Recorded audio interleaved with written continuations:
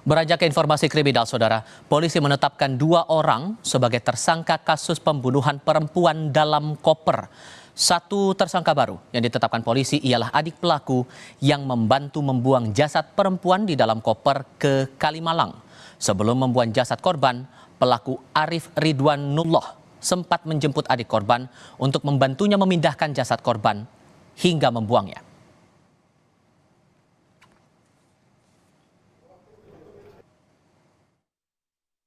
Tersangka kedua ini merupakan adik dari tersangka pertama. Kemudian setelah sampai di Bitung, Tangerang, mereka pindah mobil menggunakan mobil rental yang sudah dihubungi sebelumnya untuk membawa koper yang berisi korban tadi. Kedua tersangka kembali menuju ke Bandung melalui Kalimalang. Disitulah di lokasi tersebut di Kalimalang, kedua tersangka membuang koper yang berisi jasad korban.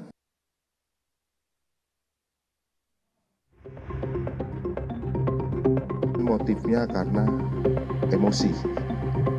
Kemudian karena ada uang di situ, pada saat itu uang tersebut langsung dibawa juga oleh si tersangka. Polisi mengungkap motif pembunuhan perempuan dalam koper di kawasan Cikarang Barat.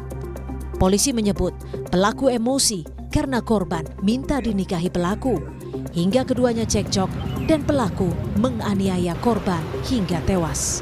Motif daripada tersangka melakukan pembunuhan ini disebabkan karena tersangka tidak terima ataupun tersinggung dengan perkataan korban yang meminta pertanggungjawaban untuk dinikahin, sehingga membuat tersangka sakit hati dan melakukan pembunuhan. Polisi mengungkap tak hanya motif asmara dalam kasus pembunuhan perempuan dalam koper, tetapi juga ada motif ekonomi.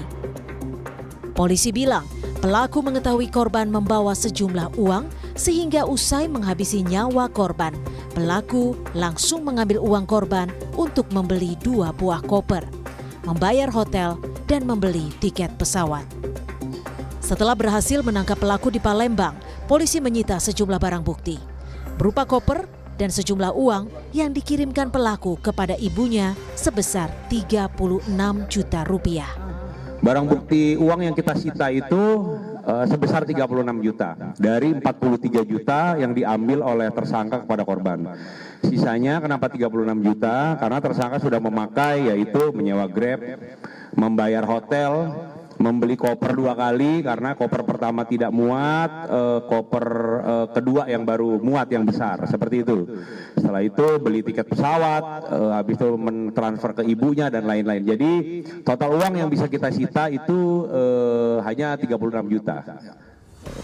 Suami korban berharap pelaku mendapat hukuman yang berat dan dijerat pasal pembunuhan berencana. Kalau saya kepinginnya hukuman mati. Karena ini yang saya ikuti ini udah si pelaku udah merencanakan. Kedua,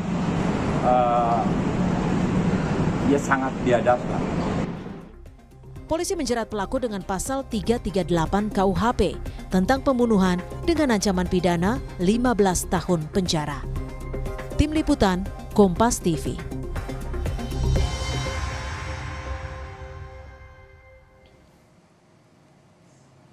Polisi menyebut setelah membunuh dan membuang jasad korban ke Kalimalang, tersangka Arif langsung memesan tiket pesawat ke Palembang, Sumatera Selatan. Tersangka ke Palembang untuk melakukan resepsi pernikahan dengan istrinya yang seharusnya berlangsung 5 Mei nanti.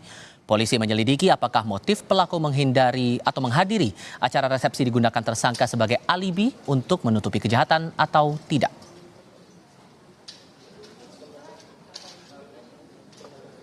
Ketika ke Palembang tersebut, tersangka dengan istrinya yang sudah melakukan akad nikah ini akan melangsungkan resepsi pernikahan pada tanggal 5 Mei 2024. Jadi kami sampaikan bahwa ke Palembang itu dalam rangka salah satunya untuk menghadiri resepsi yang akan dilakukan tanggal 5 Mei.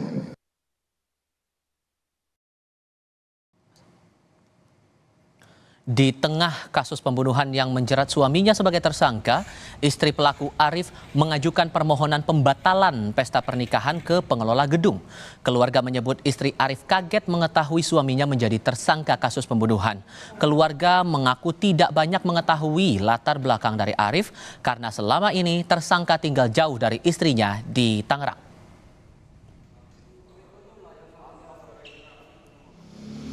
Atas nama Lista, ya suami istri cuman Lista ini sebagai korban awal. Setelah Arif itu sudah berapa lama Pak singgah di Palembang ini Pak? Kalau kita mau tahu Pak.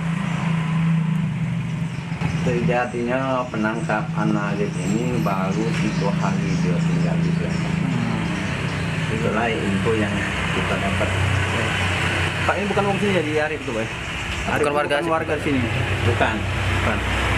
Kalau Arif ini warga Tangerang. Yang kita tahu itu. Selebihnya memang kita tidak banyak tahu menyangkut masalah info. Ya sebatas itulah yang kita tahu. Kalau secara ini atas nama Lista itu memang korban. Statusnya apa Pak antara mereka berdua ini Pak? Ya, Arif datang ini mau ngapor ini Pak?